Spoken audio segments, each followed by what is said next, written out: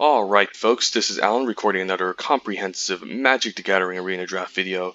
Today, we'll be diving into some more Theros Beyond Death draft.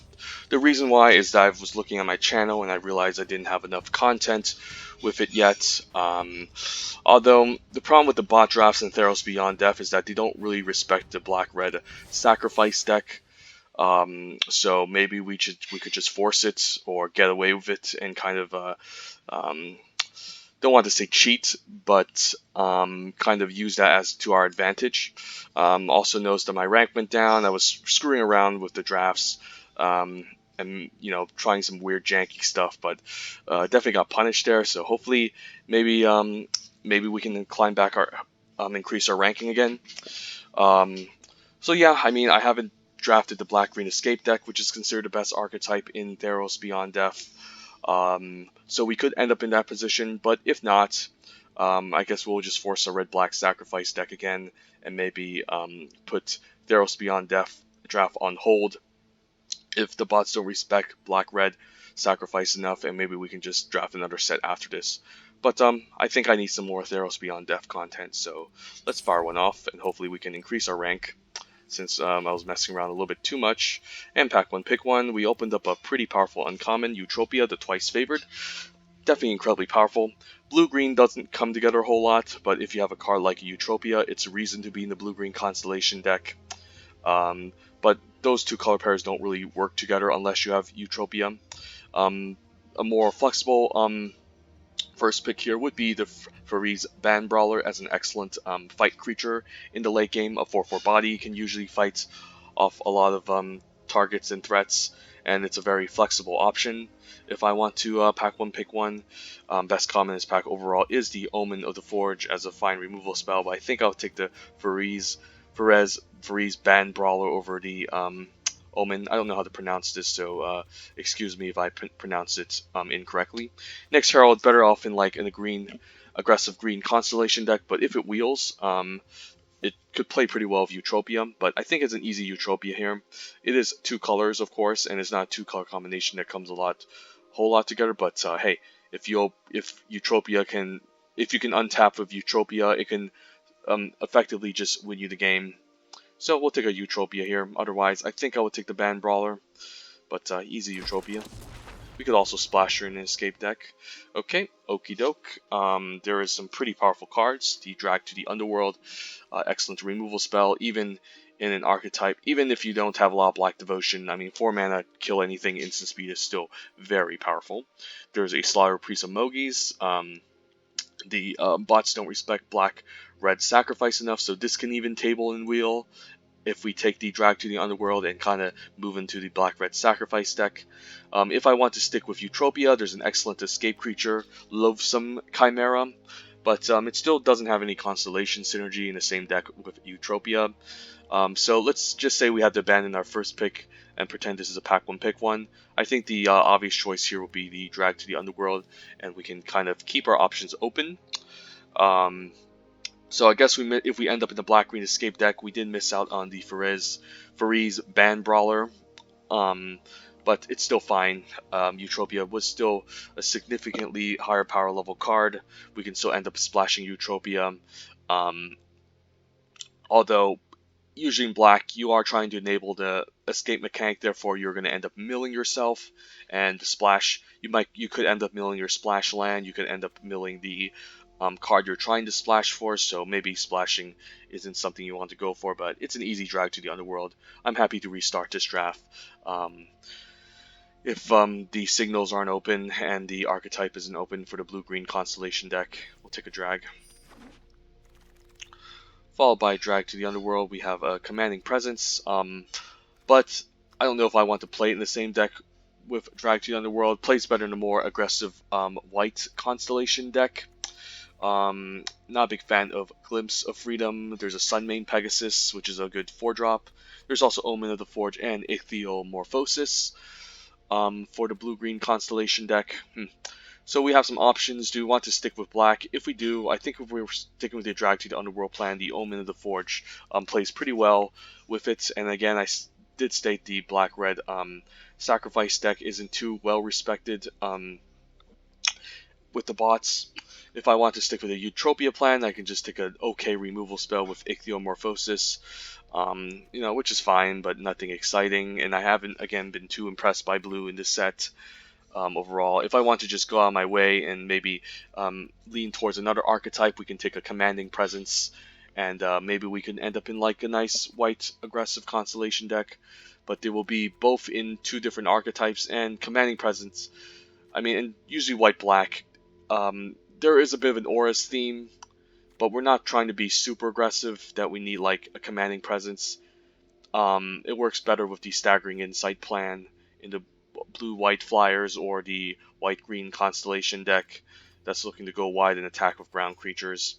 Since black-white tends to be more controlling, so you prefer cards like Dreadful Apathy with Drag to the Underworld. I don't know here. I mean, I could just keep staying open here and just take a Commanding Presence. I mean, we might miss out on more playables, but this is by far the most powerful card in the pack. And, the commons are fine, but we can always pick up them later if we still end up in the archetypes. Or we can miss out on them. I think I'll take a Commanding Presence and still stay open. Here, I think it's Loathsome Chimera here as an excellent escape creature. Heal-as Punishment is good in a nice aggressive white deck, but it's still not amazing since eventually the creature can just get rid of the counters on the enchantments, and they're free again.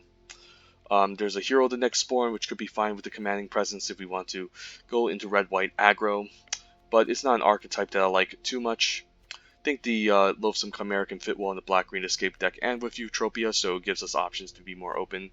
Just a nice 3-drop overall. There's an Omen of the Sea that works well with Eutropia. If I want to go in the green-red, there's a Furious Rise, or I can just take a Venomous Hierophant as an excellent escape creature. I mean, Eutropia is really significantly powerful, but Venomous Hierophant plays well if the Loathsome Chimera can keep us in black, to be honest. And again, black is the best color. So do I want to move all in with Eutropia, or do I want to take the Venomous Hierophant and draft a nice black-green escape deck? The thing is, Loathsome Chimera is a good escape creature, but it doesn't really have synergy with Eutropia. It's still a good 3-drop, but maybe we can just move into black-green escape, given that the Venomous Hierophant can enable escape, and it's a pretty nice combo with the Loathsome Chimera. So we'll take the Venomous Hierophant here, I think. Okay, okie doke. Yep, no respect for the black-red escape deck, so I guess we'll just take a Blood Aspirant here. I mean, black-red sacrifice deck, I think it's enough better than Underworld Ragehound, which we can always pick later. So yeah, again, bots don't really respect the black-red sack deck, so we could have just missed out on some good cards. Now we can just take an Incendiary Oracle as an excellent 2-drop in the black-red sacrifice deck. So yeah, kind of took the risk here, but we didn't get the payoff. But I guess the first pick didn't matter. The second pick with the Commanding Presence could have been, I guess, a Omen of the Forge, but we can always pick up that later. And that pack with Loathsome Chimera probably didn't have much for us anyways. But we'll take an Incendiary Oracle. These are fine creatures for the white Constellation deck. But overall, I think, given that we pass the Blood Aspirant, we're going to end up in black-red sacrifice, and there's a Final Flare. So yeah, and even an Omen of the Forge. I mean, I could be hyper-aggressive with the Impending Doom. Not a card that I'm too high on, however. Usually you have enough 2-drops in the black-red sacrifice deck. You don't need something like Temple Thief. I'll take an Impending Doom here. And hopefully we can draft a nice black-red sacrifice escape deck. Now even a Portent Wield. So yeah, no respect for a black-red escape, unfortunately, with these bots. So maybe I should have just took the second Omen from the Commanding Presence and moved into black-red escape, sacrifice, but we still picked up the Venomous Hierophant, which makes me happy. So the Underworld Chargers do get better. We'll see. Another easy drag to the Underworld as a nice removal spell. We are lacking creatures, so hopefully this Skovos War Leader can wield. There's also Staggering Insight, which is an excellent card for the blue-white Bogos deck. Which would have paired well with the Commanding Presence, but seeing the late Final Flares, Omens, is again that the bots don't respect black-red sacrifice, so we could kind of exploit that situation, so to speak. Okie doke. Yeah, Mars Grass I think has to be over to Blood Aspirin, although we do have a lot of removal already. Mars Grass is really good, but this could still wheel. Yeah, we'll have to take a Mars Grasp here. Just too efficient, too good to pass up.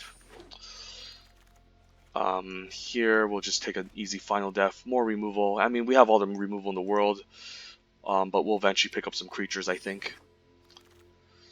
Nothing here. Just take an uncommon for the vault. Could just take a nice Lampad of Death's Vigil. Plays well with the Sacrifice theme. Nice 2-drop for the deck. Incendiary Oracle could be fine, but the Lampad is a 2-drop that we kind of need. Could just take a Thrill of Possibilities to prevent Flood from happening. Another Incendiary Oracle, good 2-drop. Maybe we end up playing a Temple Thief, who knows. Since we are lacking creatures, we have a lot of removals but not enough creatures in this deck. So we're definitely going to put a high emphasis on creatures given the fact that we have already assembled our removal spells. So we'll see. And maybe we can pick up some nice escape creatures in the next pack. Ooh, and Timid Calls the Dead's a pretty nice one. Although we don't have a lot of creatures or enchantments, it's still a nice way. If we do hit some creatures, it's a nice, it's almost like the Benalia card in Dominaria where it made 2/2/1/1s, but I think I need some creatures. Nice way to enable escape as well. I think we'll just stick a Timid Calls the Dead as a good 3-drop. And this time I think we had to take the Kara Celebrant given that we don't have a lot of creatures. Otherwise, another Drag to the Underworld would be perfect in this deck. 1, 2, 3, 4, 5. 5 removal spells already, plus the final flare. So we definitely need to emphasize on creatures. Otherwise, Iroh's Blessing is probably better than Kara Celebrant, but we do need to increase the creature count. Even the Faithful End. I do need escape creatures though, so I think we have to take the Underworld Ragehound. That plays well to Venomous Hierophant and Timid Calls the Dead. Faithful End is a more powerful card, but again we need creatures, so we'll take the Underworld Ragehound here. And a nice Soul Reaper Amogus as a good 3-drop for our sacrifice plan. I hate passing up all these Iroh's Blessings and inevitable ends, but I think I have to. And we'll take a Blood Aspirin here as another good 2-drop. Even a late Faithful End, but I think we have to take a Rage-Scarred Berserker as a 5-drop here. Just as a nice solid Curve Topper that we kind of need to help close out the game. And then Underworld Charger is another excellent escape creature, so we can pressure the opponent on turn 3. And the Scovos War Leader, good 5-drop. So happy that we picked up an insane amount of creatures in this final pack. But we are still lacking playables a bit. Do I want second Portent of Betrayal? It's not bad with double Blood Aspirant and Lampad. I think it's enough better than Oriad that we just take it here. And we can just play this weird 17 land red-black sacrifice deck that doesn't have a lot of creatures. 12 creatures, yeah, there's not a lot of creatures, so we're going to have a difficult time closing out the game, but we do have a lot of removal spells here. I guess we have some escape creatures that we can escape with, like the Underworld Charger and the Underworld Ragehound. I could consider cutting the Thrill Possibilities for, I hate to say it, even a Satyr's Cunning. Or even a Temple Thief, but we have a lot of 2-drops here.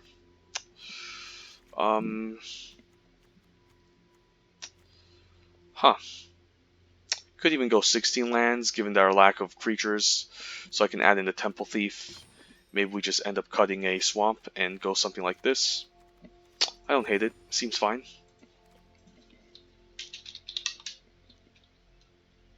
I'll just name it Rakdos. I've given so many names now that I don't even know anymore. And we'll just try to maybe hit a nice 7 wins with this, if possible.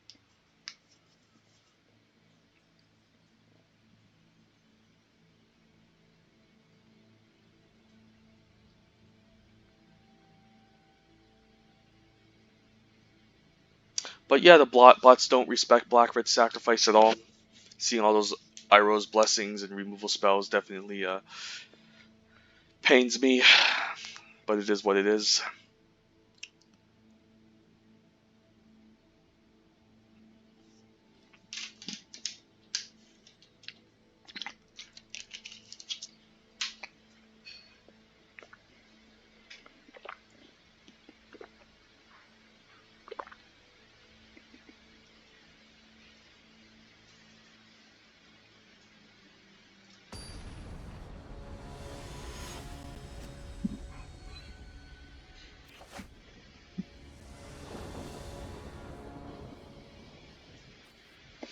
Alright, 2-drop. I guess we can removal on 2 and a 3-drop. It's fine.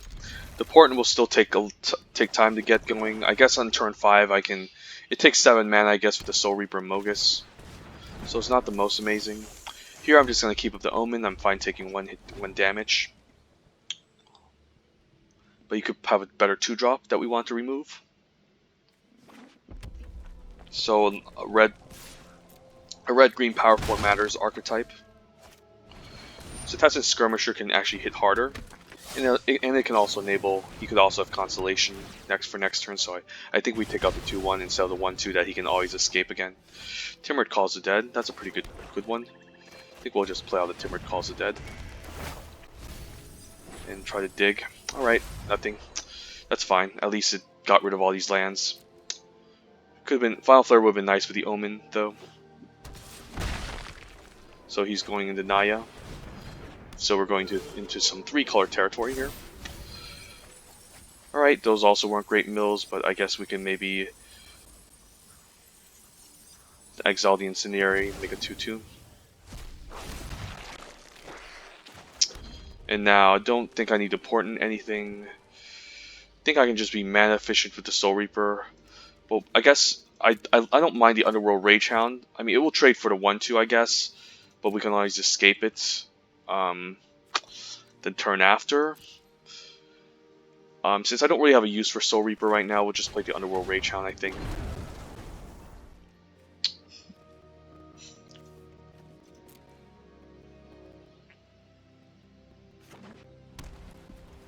We'll gain a life and scry. We've been drawing a lot of lands. Incendiary Oracle doesn't seem amazing.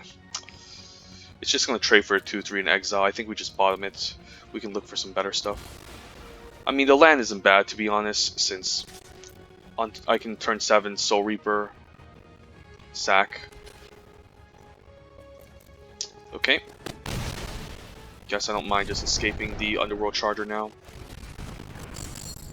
since I did fuel up Escape quite nicely, and I can revive it again next turn.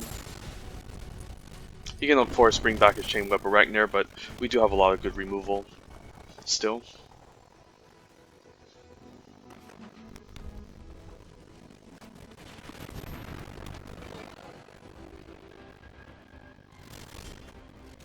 And we're just top decking a bunch of lands. I think we can just move the tax.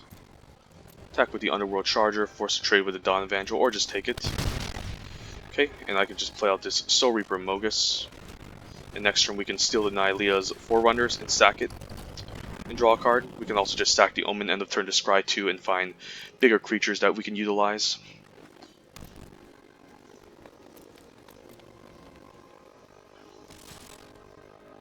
Fine, taking 5, we'll steal it next turn and sack it.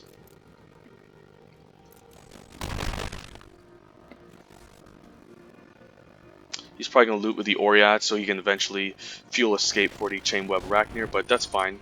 He's using 3 mana just to activate this.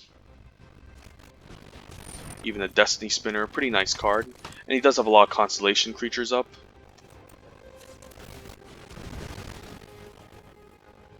Drag to the Underworld's pretty nice. How good is Blood Aspirant?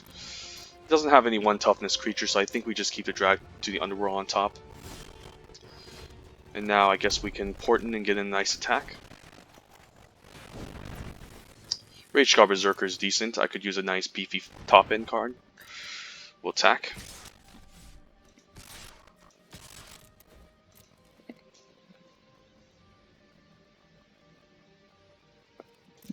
Opponent just takes 9, that's a lot of damage. And now we could sacrifice the Nylea's Forerunner.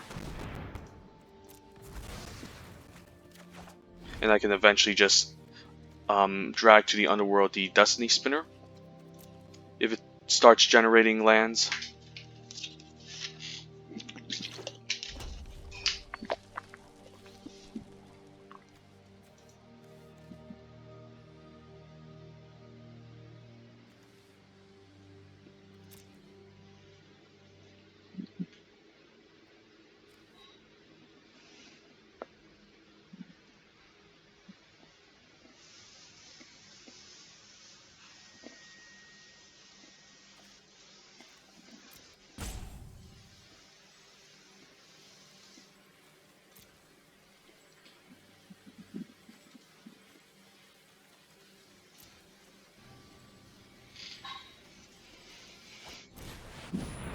Scovos Maze Warden is a good one. Okie doke. We do have Final Death up. I don't think he has lethal here, but we can now... Huh. Yeah, I can't use all my mana, so... He could activate this next turn, but I think we're just fine playing out the Rage Scar Berserker here. And we can eventually just exile the... we can eventually just exile his Spider if he tries anything here. And we'll attack him for 5, which is pretty nice. Maybe force a chump. Chumping with a Dawn Evangel is strange. I guess he wants the Ikoria to help loot. But he'll escape his Spider, that's okay. We'll just Final Death and get rid of it. And then we can attack with both of these. And if we get another Swamp, we can drag in also Final Death to get in a nice attack.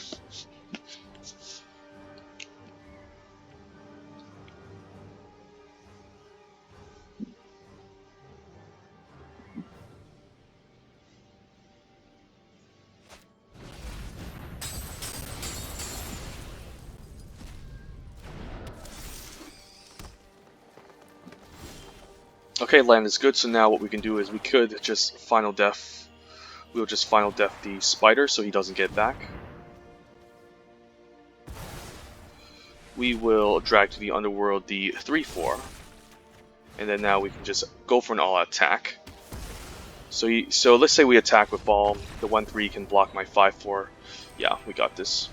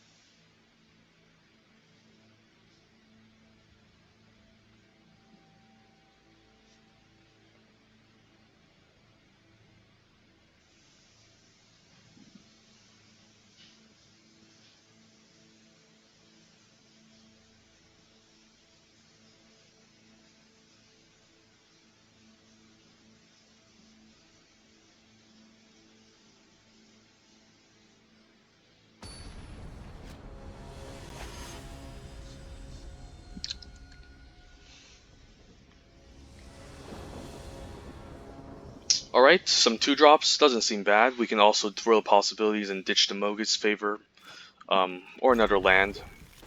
This is good, we'll keep.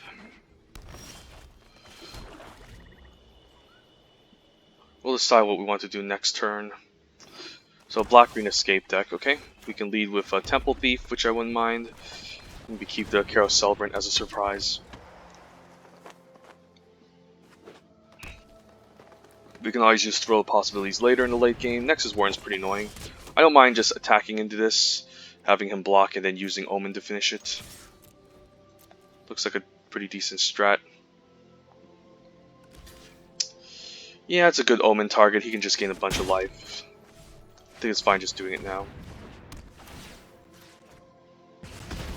Alternatively, I could just Mogus favor my 2/1 and attack and play a 2-drop, but I think it's better to just kill it. Otherwise, he can just not block. Lampad? Okay, I can deal with a Lampad. I can just attack and then use Mogus favor to finish it off. We'll just attack first and see what happens. I guess he can't block it anyways. So I could just play Timrid Calls the Dead.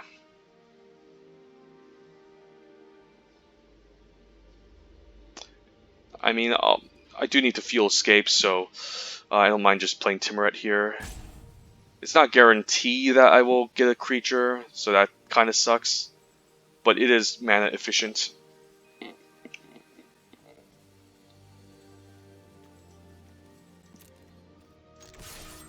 Yeah, you can't block this because this is an enchantment creature. And I don't really want to drag this to the Underworld since it's not really a high priority target. We'll just play a Timrid Calls the Dead here. And hopefully we can find an excellent escape creature.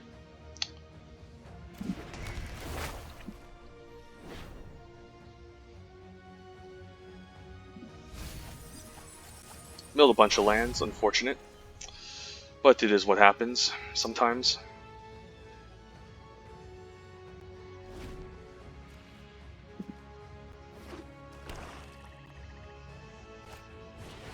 Nylea's Forerunner. Pretty scary card. Alright, at least we can make a 2-2 here, which is quite nice. I could just attack into this. I don't mind if he blocks. I guess he can't trade into it anyways. Alternatively, I can just play out the Celebrant and offer trade. I can just drag it to the Underworld as well. Huh. I could Mogis Favor onto this. I think we're just fine attacking for 2 for now. And, well, this doesn't sacrifice, it just dies. End of turn. I guess we'll just keep up the drag if he tries something here.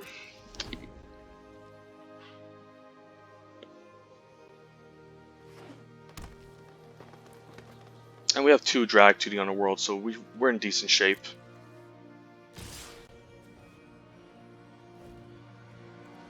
He's gonna sacrifice in response before the drag resolves, but that's still gonna. I still want to kill off this Nylea's Forerunner since it beats down pretty hard.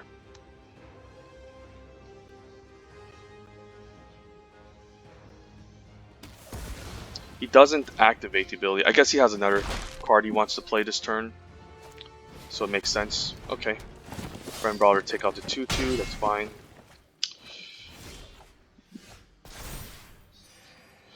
Scry land to the bottom. I don't think we need an extra land. Here I can just play out a land, play both my 2-drops, and I'm fine trading off the Careless Celebrant. And that holds off the 4/4 quite nicely.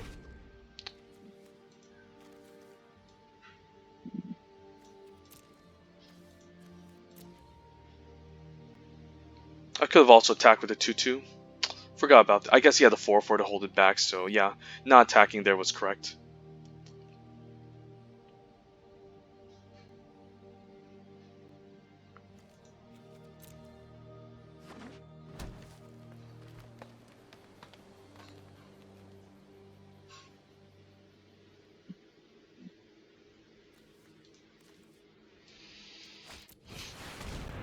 Okay, I guess he's just going to find a bunch of lands and thin out his deck. Pretty funny card. Sure, at least they're not playables, but he's thinning out his deck at least. Can't Rage Scar Berserker yet. I could, however, just for the Mogis Favor on my... I guess I could also just drag to the Underworld the Freeze Band Brawler for 4. Or I can just Mogis Favor. I'll just Mogis Favor here. It could be better. And I can start getting in for 4. And the turn I could just sack the Omen, Scry for a land or something. Or so I can play out the Rage Scar Berserker for next turn. I do maybe want to trade with the Lampad here. But getting in for 4 is quite nice. Even offering a trade, okay. So he's willing to do that, that's fine. I can eventually escape this. I think we'll just say go, and the turn we'll sack the Omen. We can offer the 2/1 to trade with the 4/4.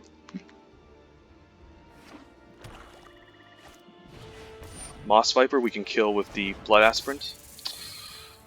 So I could just sacrifice the enchantment with Blood Aspirant end of turn to destroy the 1/1. That's actually not a bad idea too. Guess I don't mind a Careless Celebrant just trading with this Band Brawler as well.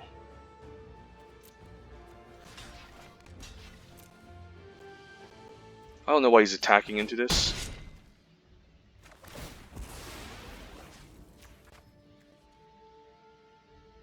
Since he's all full of land and there's really nothing.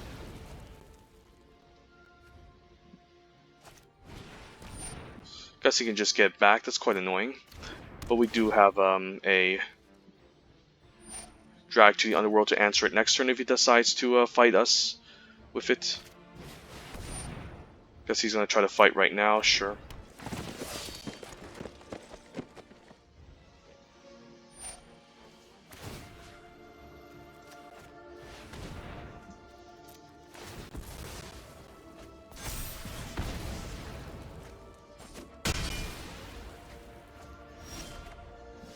Okay, Okie doke, I think we just dragged this to the Underworld. Just to be mana efficient. He can scry on his upkeep, of course. for some more playbles. Top deck the Nylea's Forerunner, okay. I can always just play out the land path, throw away the Underworld Charger since it can't block. Take 5, and then hopefully I can find my lands. And I have a lot of creatures. I have a bunch of stuff to escape in the graveyard. Mars Grass could also just answer the Nylea's Forerunner. And opponent did thin out his deck significantly, so he's bound to eventually find playables.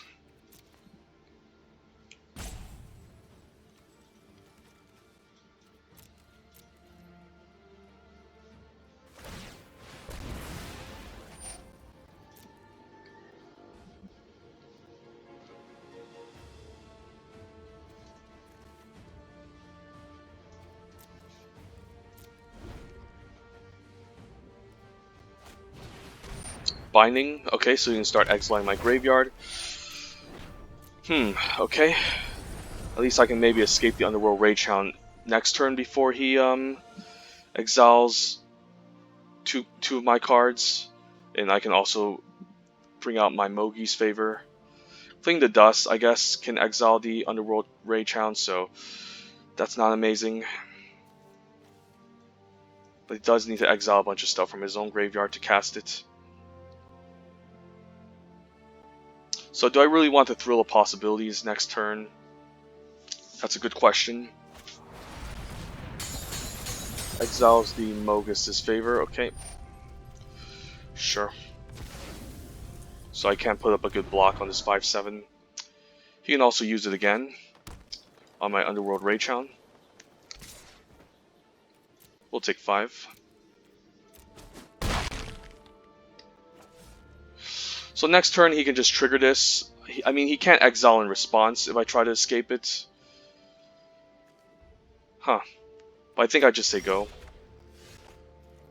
I guess Portent isn't bad if I have an extra land, but I'll happily escape this Underworld Ragehound. And I guess I'll escape my own creatures so he doesn't gain life. I don't know.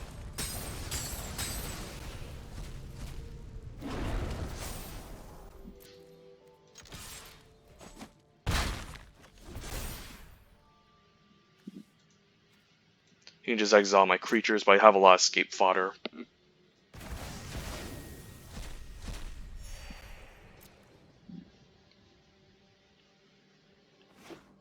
I can trade for Nylea's Huntmaster, and he can exile my Underworld Ragehound. I think that's okay. Loathsome Chimera.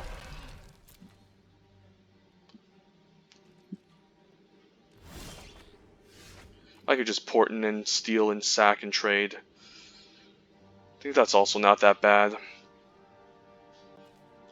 Let's see, so I'm definitely going to play out the land here because I need it for the Rageguard Berserker. Next turn, I guess he can just return a target creature from his graveyard to his hand, so I probably need to save the Portent. So this turn I could just Ragescar Berserker and attack.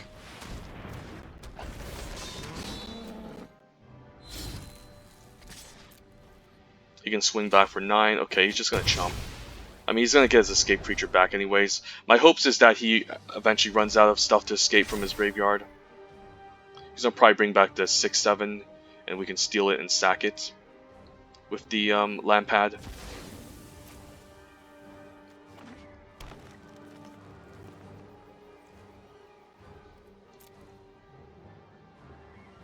I'm just hoping he finally exiles everything in his graveyard.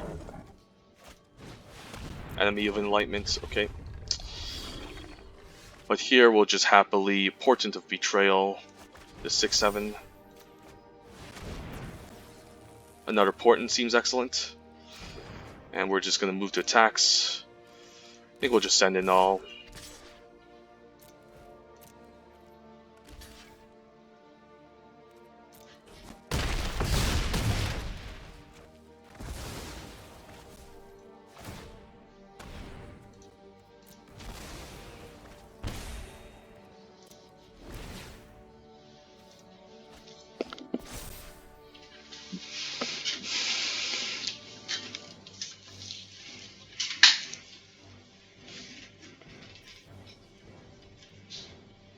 He's looking to escape the creature again. If we do, we can just steal it and attack back.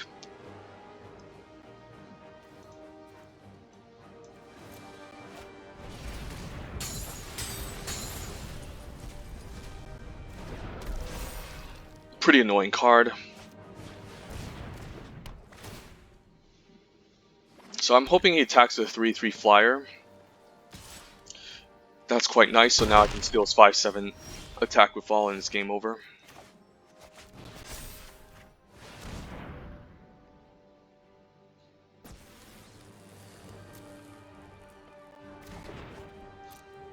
Yeah, Porton's a pretty messed up card in the black-red Sac decks.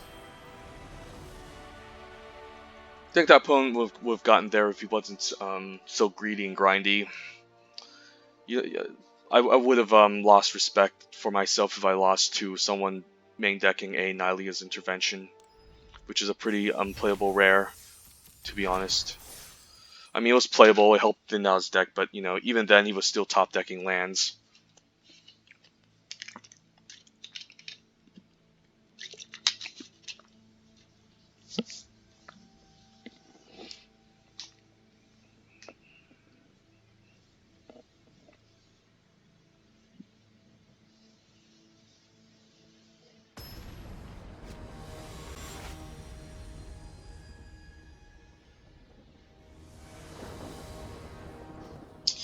Opening hand, a bunch of 2-drops, not bad. Good keep, just need a single black swamp for the drag to the underworld. Seems fine.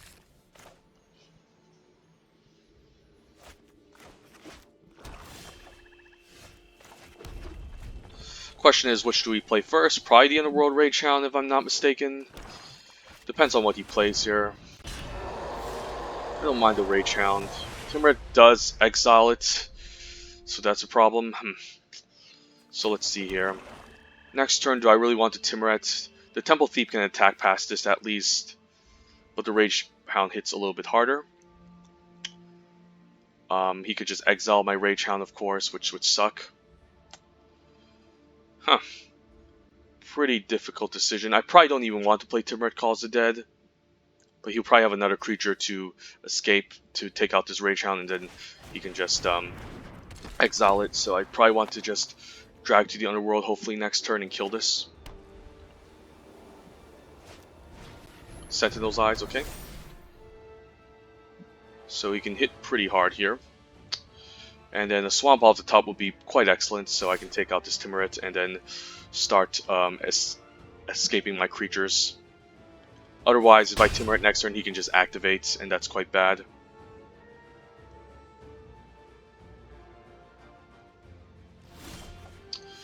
Alright, drag to the Underworld seems perfect. Let's just do it now.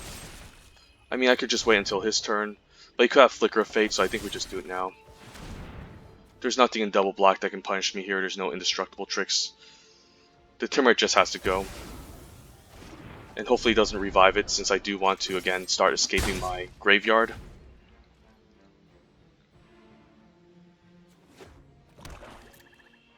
I'm actually hoping that he exiles his own Timuret for next turn. Move to Beats. The Portent can be quite nice with the Blood Aspirant on turn 6. So I could just put out the Incendiary and the Underworld Rage Hound, and then hold on to the Blood Aspirant. Since I kind of do need a sack outlet. I mean, this is fine. It's a 1-for-1. Get rid of the Omen, get rid of 2/2. Okay, so now I know the Underworld Rage Hound isn't going to play well. So I guess I'll just put out the Incendiary Oracle here. He does his forced attack into a 1/1 anyways. The Blood Aspirant, I can sack something and essentially deal 1 damage here. I don't know. We'll just play the Underworld Rage Hound. I'm fine if he wants to trade a 1/1 off for it. I'm building quite a nice board presence anyways, so this is okay. So white-black control. That's typically with Rise to Glory, but you could have like a commanding presence and other weird synergies up.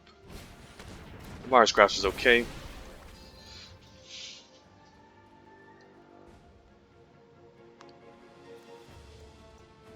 I'm actually hoping he Sentinel's Eyes and exile the Timuret here, so he doesn't mess up my graveyard. It's fine if he wants to Sentinel's Eyes as the Transcendent Envoy. The 2/2 can still attack past it, so we're in good shape. So now I think this turn we just Timuret and Blood Aspirant here. He can just trade everything here, but he's down on cards, so we're in really good shape, I think.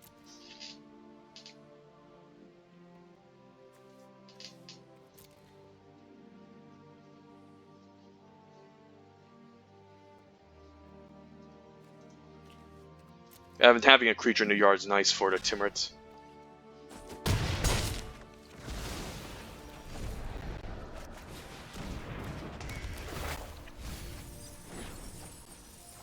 And now I can exile. I lost both my drag to the underworld, so that's quite unfortunate. The next turn I can use Blood Aspirant, steal this creature, and sacrifice it, which is quite nice. And then I guess I can sack the creature and also kill off the 1/1. So that's also pretty cool. But it depends on what target he has. I do want a larger creature I can steal. Otherwise, this Portent won't be that effective.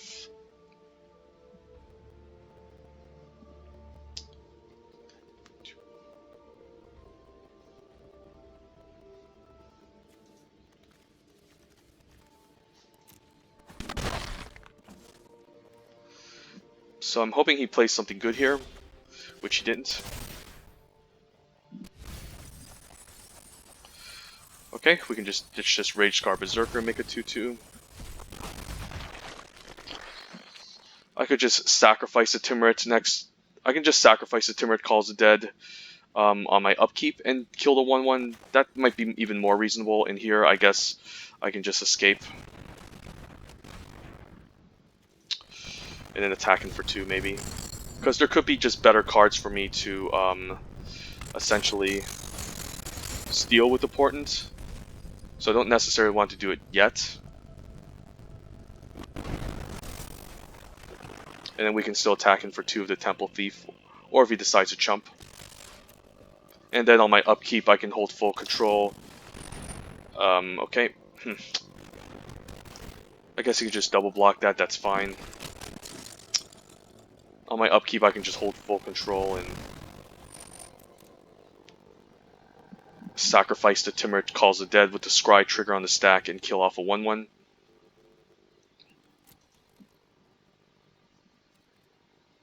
Opponent just takes it here, okay.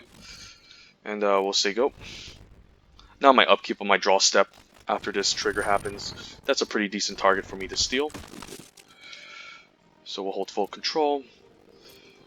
Take 2 in the air. And the opponent doesn't have any constellation triggers here, synergies.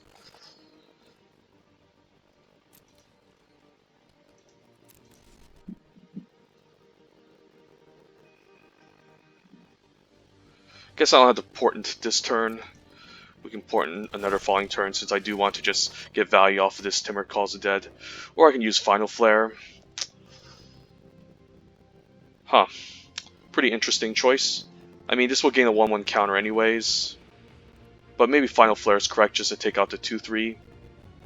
But I guess he can eventually just Sentinel's Eyes onto the Iroh's favorite of Iroh's and do a shit ton of damage to us. But I guess he still needs to exile 2 cards, but he can exile both the Omen of the Sun here.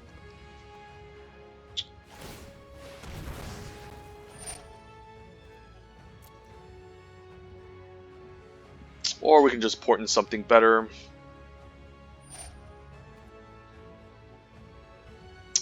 With the Scry trigger on a stack, yeah, maybe we can just Final Flare the Scry trigger on a stack. I can still take some hits from the Favored and steal it. Or maybe I just kill the Favored. Huh. This is pretty interesting. I can always chump.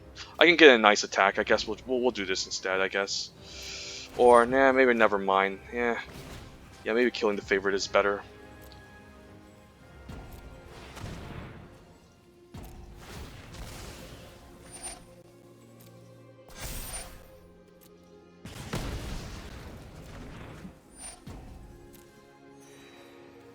Incendiary Oracle is okay. Yeah, I don't mind just drawing an Incendiary Oracle.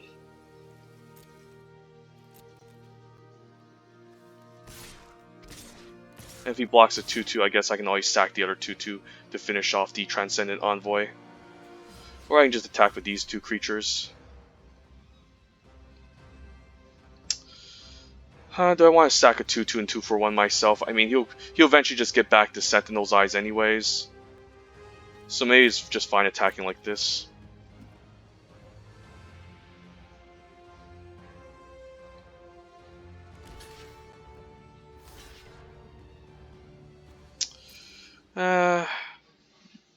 Guess I'd rather have the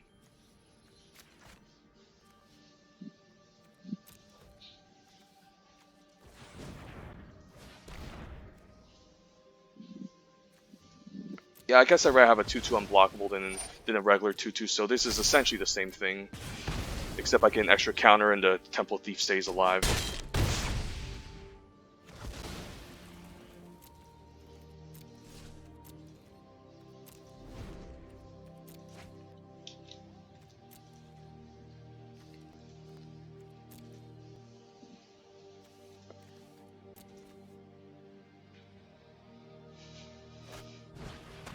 Mogus Favor, okay, so he's gonna go for a huge attack here. Alright, that's good, I can just steal the Transcendent Envoy, get in a nice attack, sacrifice it, seems pretty decent. Or I can sacrifice main phase just to kill off the 1/1. Yeah. Seeing a lot of weird janky decks that my opponents are playing. That did not seem like a really good white-black control deck.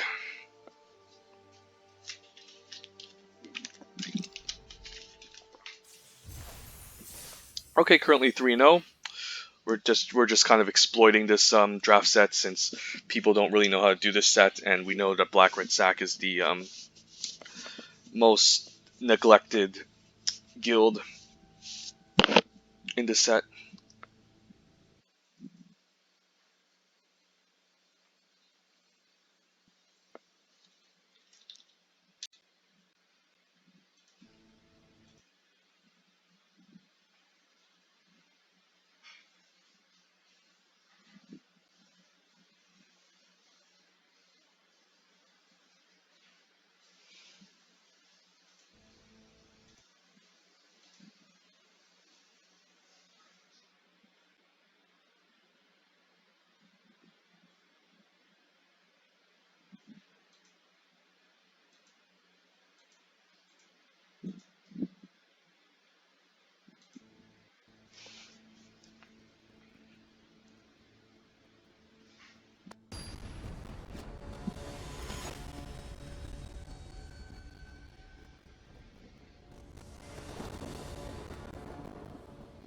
Alright, bunch of 2-drops, seems good. We're on the plate, perfect. And we can even clear a path for the Underworld Rage Hound if the opponent has a cheap blocker he wants to play.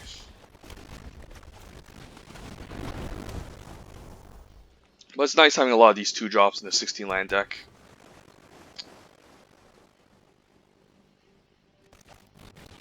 The Onin can exile it, so I think I have to Omen of the Forge here. I can't afford to get my Underworld Rage Hound exiled since it's one of my very few escape creatures. And that's a perfect target for the Omen.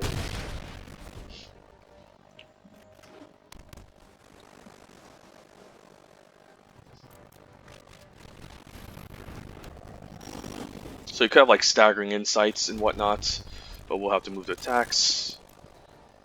Trade is good.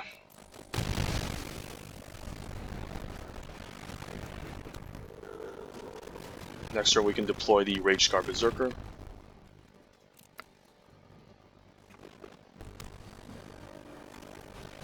Stinging Lionfish, you can tap down my creature next turn. I think we'll just play out the Rage Scar Berserker here. And I think we'll just pump the Incendiary Oracle since it can attack past the 1/2 and attack with both. Stinging Lionfish is kind of annoying, hate to say it. Next turn we can play out Temple Thief, sack the Omen, but I don't really need to sack my upkeep, I think. Commanding Presence, pretty good card. Yeah, no blocks. Don't think we're chumping or anything. So I'm just fine playing out the Temple Thief and alphaing here. He can start generating 1/1s, but that's fine. Wow, he's taking all these hits. Okay, that's crazy. And I'm fine just sacking the Omen end of turn. He can start chump blocking, making 1/1s. The 2/2 is going to attack past the Force 3, so he probably needs to stay back here, I think. Second commanding presence, okay. This is going to get quite interesting. I mean, I guess as long as I land 1 damage onto him, I can just sack all my stuff and essentially just kill him. So I just need to hit him for 1 damage and it's lethal. Underworld Charger. Do I really need an Underworld Charger? Not really. We'll just bomb both. Let's just play land, attack with all. And he didn't tap anything, so we just need to deal a couple points of damage, sack everything, and it's game over. So now we can just start sacking everything.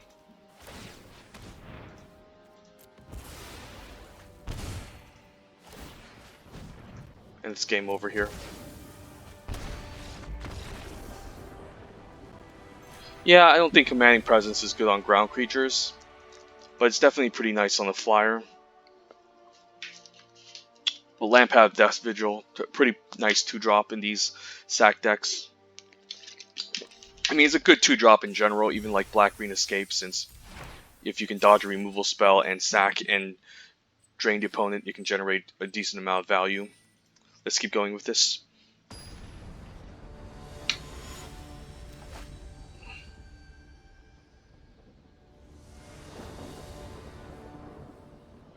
Alright, no 2-drops, but we have a nice defensive hand. I think it's fine on the play. And we can ditch a swamp with the Thrill of Possibility to maybe hit a 2-drop or 3-drop on turn 3. Will always be better if there's already a 2-drop. Now that's a card I cannot deal with. Okay, we could run into some issues. This could just give lifelink and trample. Can also give hexproof, but at least maybe we can steal a creature with it equipped on, get a nice attack and drain him. Do I really want to attack into this? I don't mind attacking into this. It's a nice 1/1. He's obviously going to quit, but we can always Mars Grasp it next turn. He's going to gain back 2 life, but that's fine. If he wants to use up his whole entire turn just to equip, I'm completely fine with that. Yep. And luckily there's no Ranger's Guiles or anything in this set. That's going to hit me pretty hard, but I can Mars Grasp it, of course.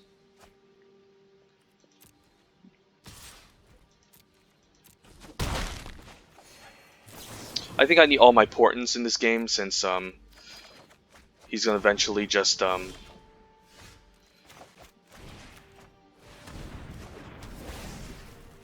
a lot of creatures. Although I do kind of regret not having a land here, since I could have played a 2-drop, but we're still okay. Okay, so he can exile my graveyard. I don't have anything relevant in the yard yet, but he can activate this to sack all my creatures. So I can see an Omen here, but it's still 2/1. So I think we just attack for 2, which is fine.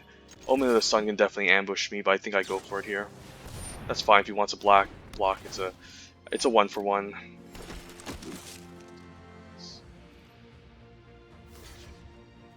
I'll take a 1/1 here.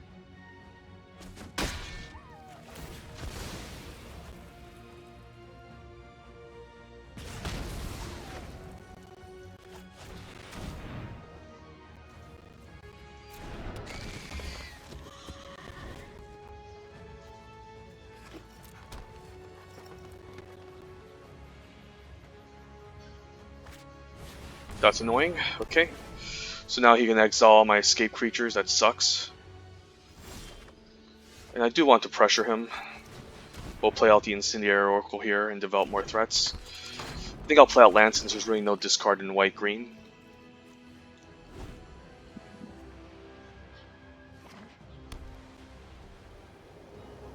Maybe he's out of creatures, or he could have another he could have another trick here. I think I'll attack in for 2 first and see what happens.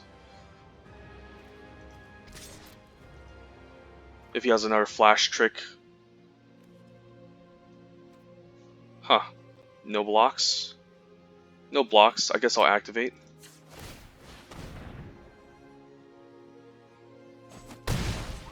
And we'll say go.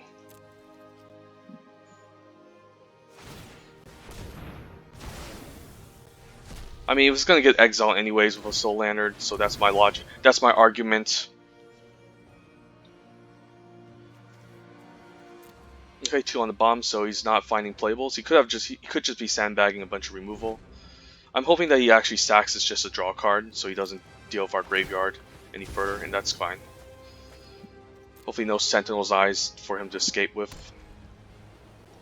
But the opponent still has nothing, okay. Alright, I guess we can pump twice if need be, or we can use Omen. If he decides to ambush me with the Omen of the Sun, I'm definitely going to use Omen of the Forge. Still no blocks, okay. So we can hit quite hard with this Incendiary Oracle, so that's quite nice.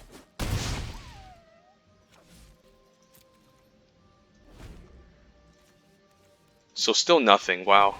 Birth of the List can give him a wall, fetch him a Plains, thin out his deck. But doesn't seem to be doing a whole lot still. Final Death up, okay. I guess now I can risk just putting a Mogi's Favor on the Incendiary Oracle, and then hitting even harder.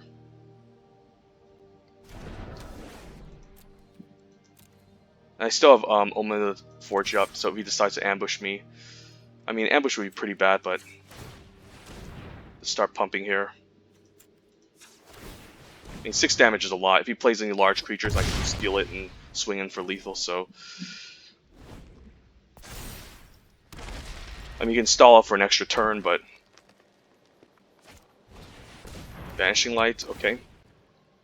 Unfortunate. But at least he's using a pre-memory removal spell on a 2-drop that we don't care too much about.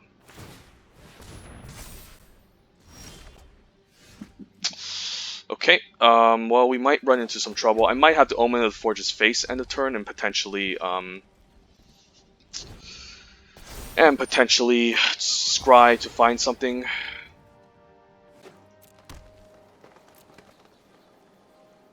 But opponent could just be sandbagging a bunch of removal.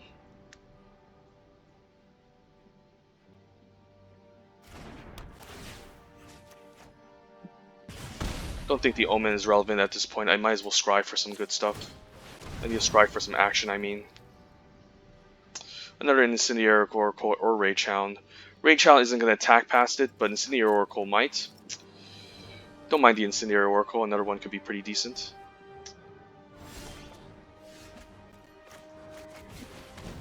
Just a nice creature that can attack past his wall and force a block.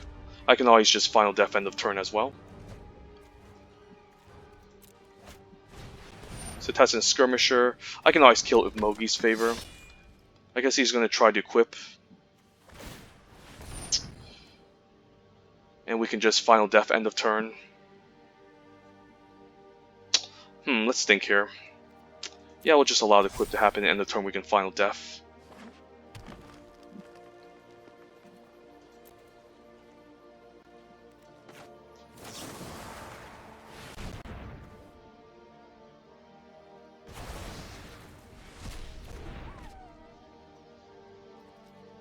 And this is end of turn, so he can't equip. And now we can get in a pretty nice attack here. I don't think I need to play out Underworld Rage Hound since it's just going to die to the wall anyways. But I'm happy just double pumping and killing off the blocker.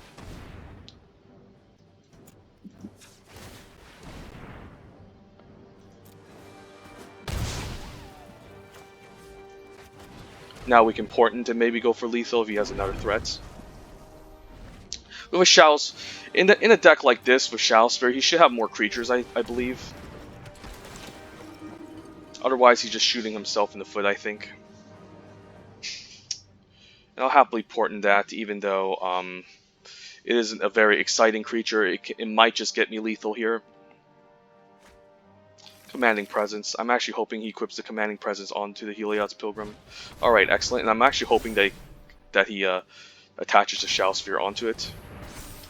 Should I just be mean and GG my opponents? Or just surprise him? We'll surprise him.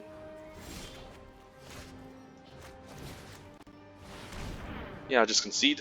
Alright, 5-0 with a pretty okay deck.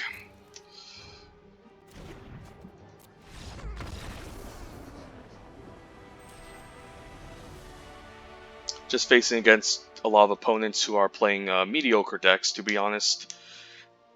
Seriously, a deck with Shadow Sphere shouldn't have so much Flood and all of these non-creature spells that don't make any sense. He should have been in like a heavy aggressive creature deck, and the Shadow Spear could have just won him the game. But the fact that he played a more controlling version with not a lot of creatures was was pretty interesting. He also had Commanding Presence, which wants to reward you with lots of creatures. So kind of getting lucky facing against all these jank decks. So I don't mind. It does help me rank up. Does get me all my gems back eventually.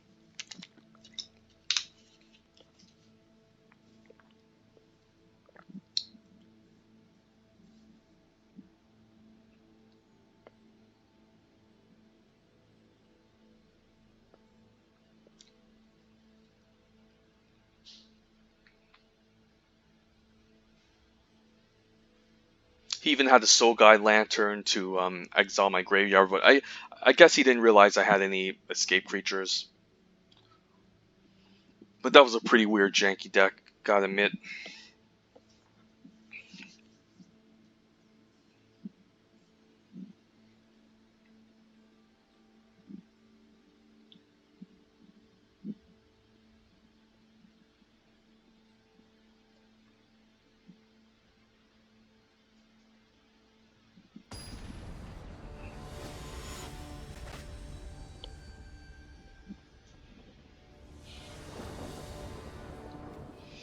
Alright, pretty decent 2-drops, double black for drag to the underworld. I think this is a fine keep.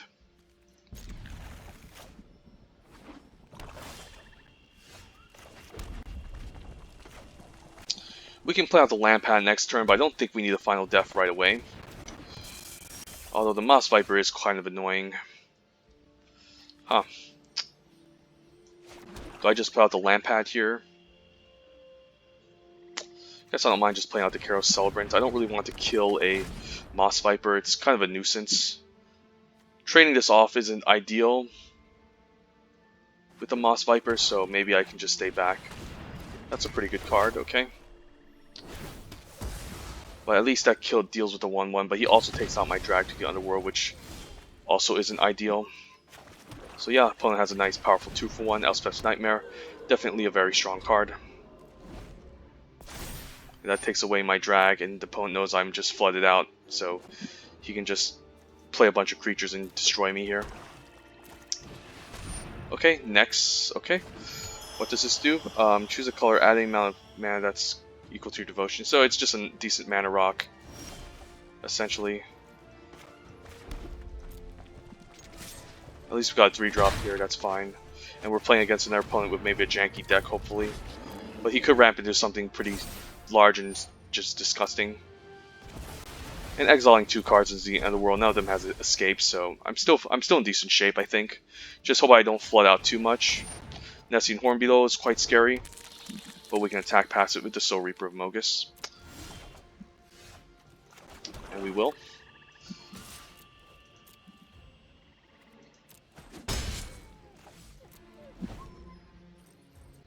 So hopefully not another 4-power creature to enhance his Beetle, which, of course, he has one. So now I can't attack into this 3-3. He can swing right back, of course. And he knows I have a bunch of lands, so the attack is good. Okay, let's get something going, shall we? Underworld Charger isn't bad. Not amazing, but I'll still play it. Can't block, so I might have to take a couple of hits here. And this Nessian Hornbeat is going to grow out of hand, so I do need to kill it eventually. Mara's Grasp would also be pretty decent. But taking 9 here does suck. But at least I can maybe thrill. And find something off the top. Portent's quite nice. Guess I don't mind Portenting, attacking with all, and then sacrificing to the Lampad. That's pretty cool. Let's just do that. Let's do that right now before... so we can find more playables. Do I want an Incinerator Oracle? This is a good question. It can't pump itself, so it's a pretty decent creature. I think I'll keep it. We can attack with both of these. Take 7. Then we can sacrifice this to drain him.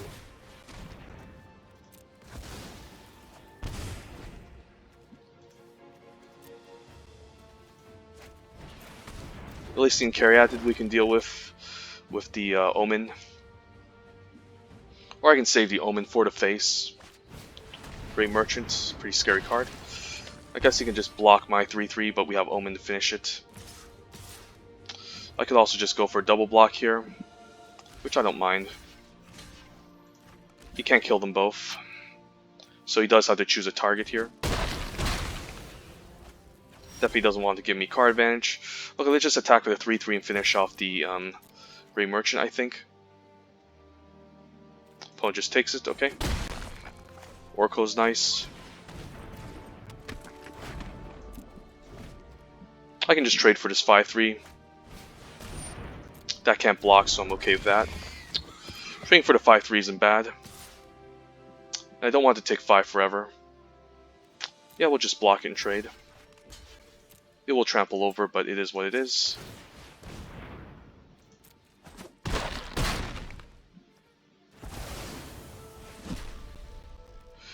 Could Omen the face, but again the 2/4 can still be an annoying blocker that we need to deal with, so we'll just happily attack in for 3. Opponent's just chumping, okay. I could also just sack it, end of turn perhaps, and just make it into a 5/5 for next turn.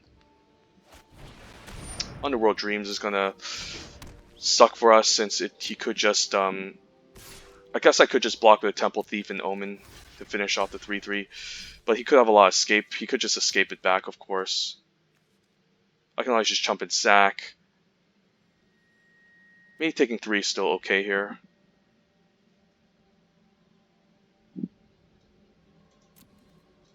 Seems fine. The question is, do I want to sack anything here? Could just sack the Underworld Charger.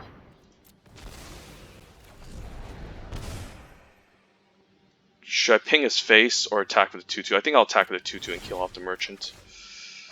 Last burn isn't bad. That can be a fine chump target. We'll just attack with Fall.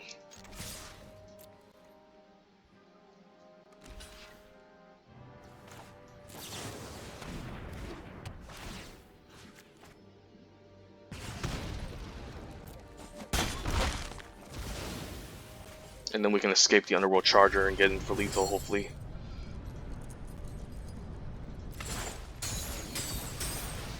So I'm down by 1, so if he top decks a land pad, I'm pretty much dead, or he makes me draw cards. So he needs to have a really good top deck here. He really needs a good top deck. Okay. Yep, good game. Wow, getting really lucky in these matchups, jeez. Oh my god, wow. I mean, the guy was playing Jank 2 of an Underworld Dreams. So I'm actually really surprised we're actually getting 6-0 with this deck. Maybe this is just a way to exploit Theros Beyond Death quick draft, just force a red-black sack deck. And since no one really knows how to draft this set too well, and they're all playing this weird jank, you can just run away with it. But yeah, let's do an overview of this deck. I'm really surprised this hasn't lost a game yet. It's not even that amazing. There's too much removal, not enough creatures. So yeah, we have Final Death as a way to deal with escape creatures, 2 5-drops for some top end, 4-drops kind of suck.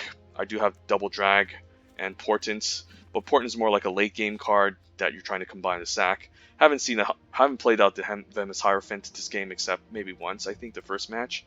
Not a lot of good 3s. We do have Soul Reaper, Timuret, and Underworld Charger. Underworld Charger we can keep escaping. This is a 16-line deck playing lots of 2-drops. And we just threw in a bunch of 2-drops onto this deck late in the pack since there was a lot of removal, a lot of black-red removal being passed around, and we just didn't have enough creatures, so kind of just had to take every single 2-drop we have. And this is a 16-line deck. Even with the double Portent, which is mana intensive, I think you can still flood out in the 16-line deck. Portent can also be a fine finisher if they go for an alpha strike and you can steal the creature and get in a nice attack. Definitely an overperformer. I don't really like 2 copies, but again, in a deck that's lacking playables, I do want 2 of them. But this is mostly, I guess, more of an aggro deck with all these 2 drops, 3 drops that you're looking to play, and then in the late game you can either escape the Underworld Rage Hound, the Underworld Charger, or steal and sack and hopefully get the best kill. We have a lot of removal, Double Drag, a Final Flare, Myra's Grasp, Omen of the Forge, and Final Death, and Double Portent counts as removal as well. So yeah, I can't believe this is going undefeated. It shouldn't be going undefeated in my opinion. It's not even that amazing. Like, there's a huge gap in the mid game. I mean, most of my opponents, if you've been watching this entire video, have been playing a lot of janky cards, like Underworld Dreams, like the Nyx Bloom, the Nyx Artifact, the Nyx Lotus. There's a deck playing a Shadow Spear with Burfa Meletis, and a bunch of other non-creature cards with cards that want to be in a creature-heavy deck. I don't know. It's pretty awkward. I don't think we should be getting this high win rate, to be honest. But yeah, it could just happen. I mean, I was at rank 400 at the end of this, and I could just climb back to 40. It's pretty funny. Let's move on to the final boss, shall we? We got 200 gems back, and then hopefully we can get an extra 100 by the end of this. So we will get back. I guess it's 750 to get in, so I guess we only got 100 back, and 7 wins will get us back 200. Not very generous reward for quick drafts, but hey, if you can exploit the bots and realize that they don't care about black-red, and no one really knows how to draft this set in quick draft, this is the exploitation guide, so there we go. Let's face our final boss.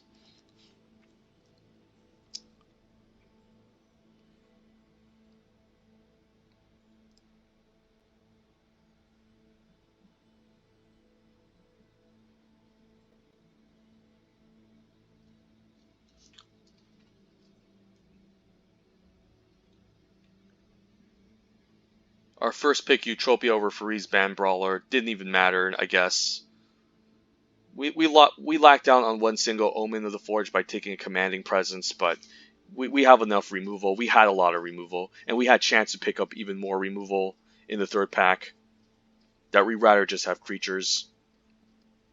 Took the Drag to the Underworld over the Soul Reaper Mogus, which would have been also good in our deck. But again, we have enough 2-drops. Yeah.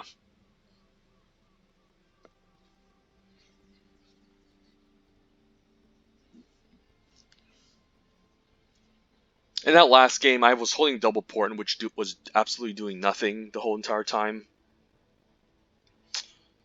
And I managed to still get there. I mean, I guess the first Portent stole the Beetle, and we sacked it, so that was pretty nice. Lampad is very amazing in the black-red sack decks. I'm so glad we picked one up. Just a 1 generic to sack is very strong with the Portents. And getting in huge hits, sacking and draining is also quite relevant. Since if we didn't have the ability to gain any life, I think that Underworld Dreams would have just killed us. But let's see.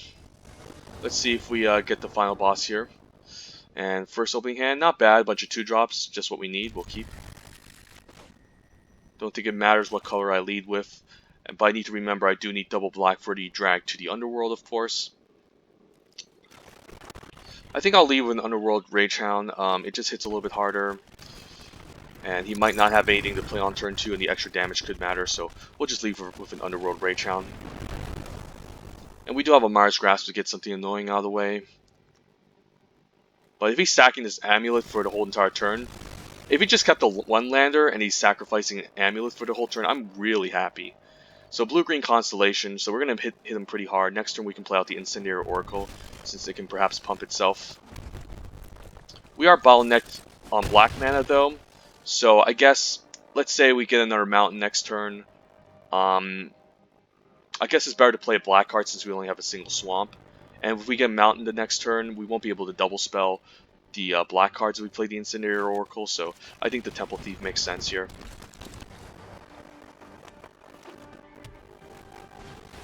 Illyrios is very good. You could trade here. Do I care about a trade? I don't really care about a trade. He's obviously going to trade for a 3-1. I can kill it and get him for 5, and he can go to 12. But I can always escape this later.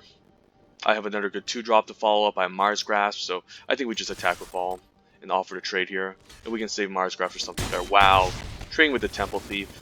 Wow, no respect. Okay. No respect for the Underworld Rage Hound. I mean, I guess it's gonna... I'll eventually escape it, so it makes logical sense to do that.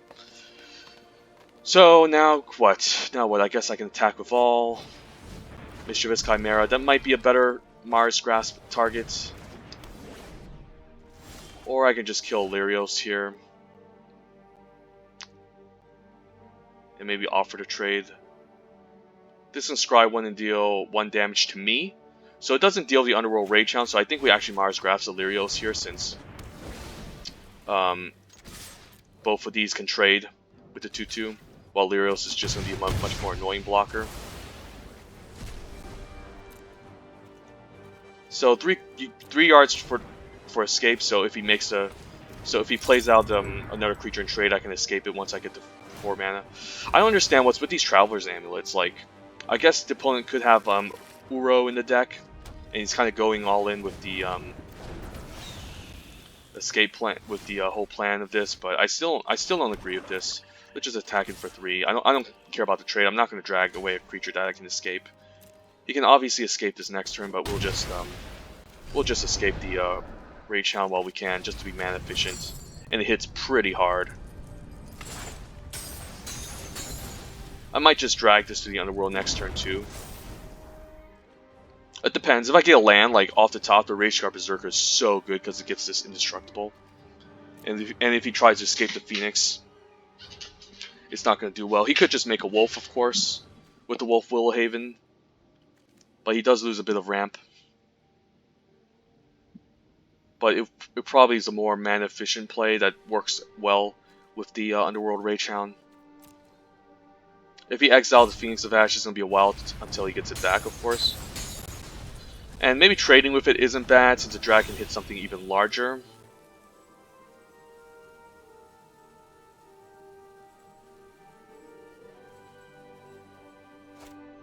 Wow, he needs to test some training. So this is going to help fuel his escape. So maybe it's fine killing it. I just don't want to run into a big block. Okay, he doesn't care. He's just going to attack. So no land off the top. Okay, we'll just attack him for 4. Play our 3-drop. Put more bodies on the battlefield. Let's be mana efficient here. I'm quite happy if he's just attacking with the Phoenix, since I can just get a giant blocker out of the way and attack him for 6 next turn. And then Lampad can maybe finish him off. Double Wolf Willowhaven. He'll probably make a Wolf Willowhaven here. And if that's the case, I can just kill it and then just hit him for 7 and force him to stay back.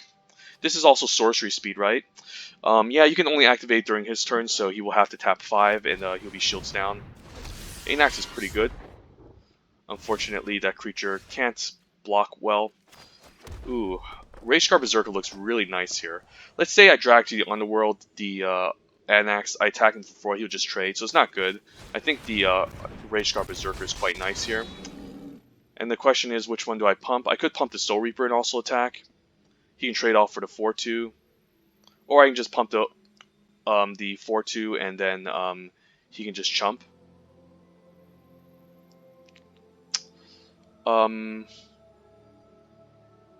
It's interesting here if I want to attack with both. Like, he can just double block and make a bunch of 1/1s, but I guess he won't have blockers next turn, so I think we offer to trade here and attack him with the Soul Reaper as well. Just to have 2 attacking creatures. So we're kind of putting him on the back foot here. He does make a bunch of 1/1s, but who cares? They can't block or anything, so... And I'm the one being more aggressive here, so I'm kind of in a good spot.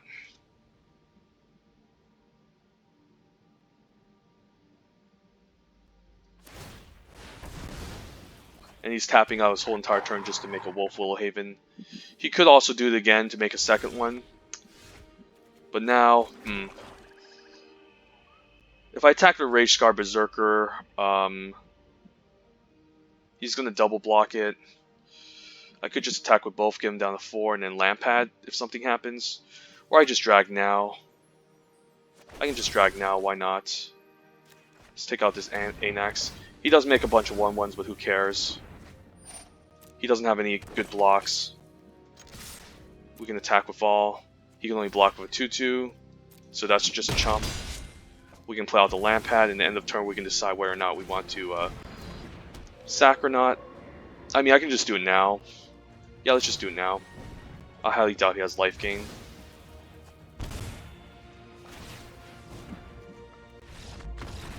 Alright, yeah, beat a bunch of opponents with janky decks. So I guess this can be my nice guide for a 7-0 Theros Beyond Death draft. I'm still ranked 60, so I didn't get back up to my 40. I was also trying some weird jank earlier on, and my rank went down.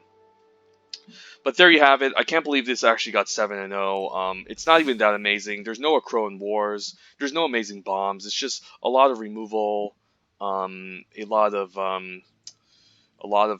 2-drops. There's really no bombs in this deck. Like, the closest thing, there's no bombs, just stealing and sacking, and that's about it, and a bunch of removal. So, yeah, you can get away with decks like this in Limited, especially against opponents that are just drafting jank all day. Did I add this to my deck collection? I guess I'll hit the add again. I probably did, so let's just claim our prize. This shouldn't even be a victory we're celebrating. It's unbelievable how I'm getting 7-0 with an okay Theros Beyond Death draft. Like, if we faced against, like, even a single deck with Voracious Typhon, which we didn't even saw in this game, I think we would have had a hard time. Okay, pack 1, pick 1. Illicit Dryad, not an amazing card. It's an okay blocker, but the best common in this pack is probably just the Omen of the Forge.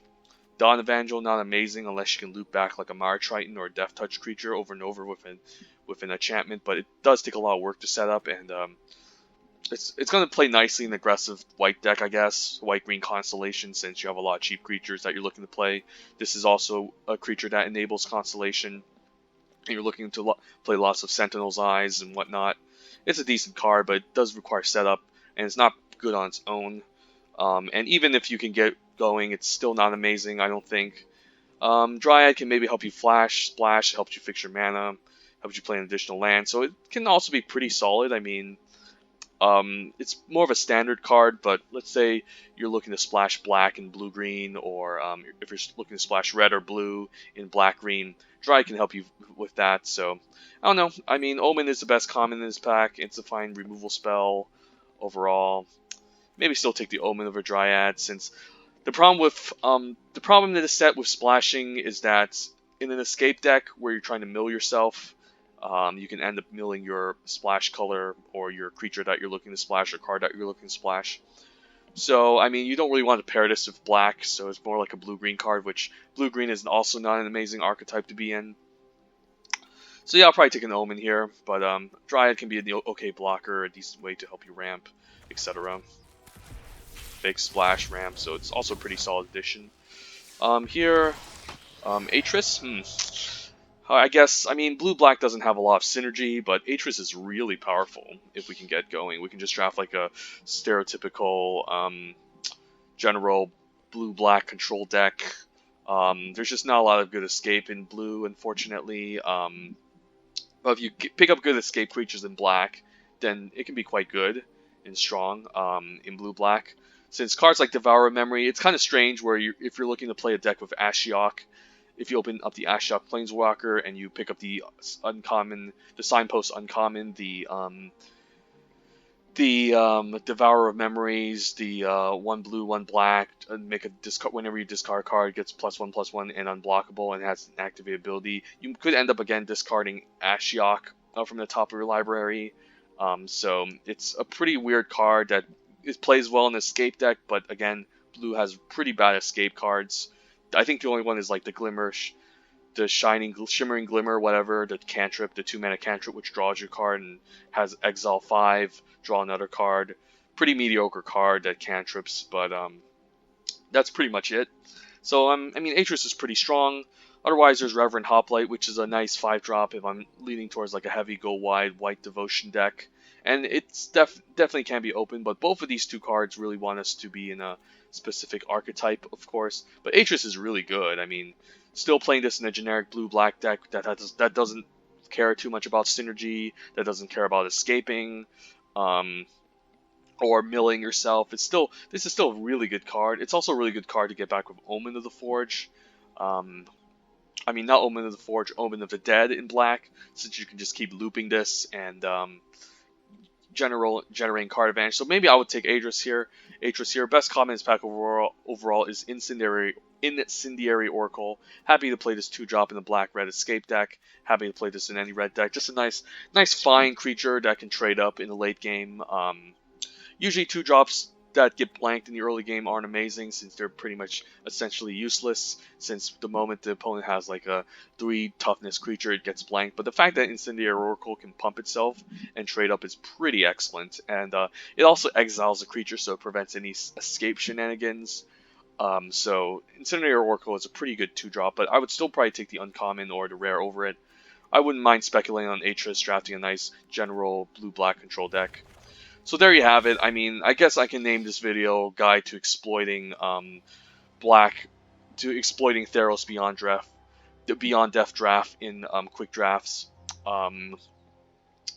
Since, I mean, I honestly don't think our deck was that amazing. It was just very mediocre, very okay. No amazing bombs. We didn't even have an Anax. We didn't even have Woolstrider. We didn't even have a Freaka Spawn. We didn't even have a Crow in War. And we didn't even have a single Arrow's Blessing. We were using Portents to sack, to steal and sack. It was a fine deck, a good deck, but it shouldn't have overperformed like I've expected. I've definitely drafted better black-red escape decks, and they've end up getting maybe 1 or 2 losses still, and sometimes I don't even get to 7 wins with them. So yeah, I'm quite impressed by this deck. But in the meantime, I'm probably gonna fire off another draft. Don't know if I want to keep doing the Theros Beyond Death. I mean, sure, maybe I can exploit the mechanics since no one knows how to draft this set and just force another black-red sacrifice deck, but it's not really fun. But we'll see. Anyways, in the meantime, have a great day. Take care. We stopped back at rank 60. Earlier when I was in rank 40, I was just messing around, so I definitely lost some ranks, but I'm fine.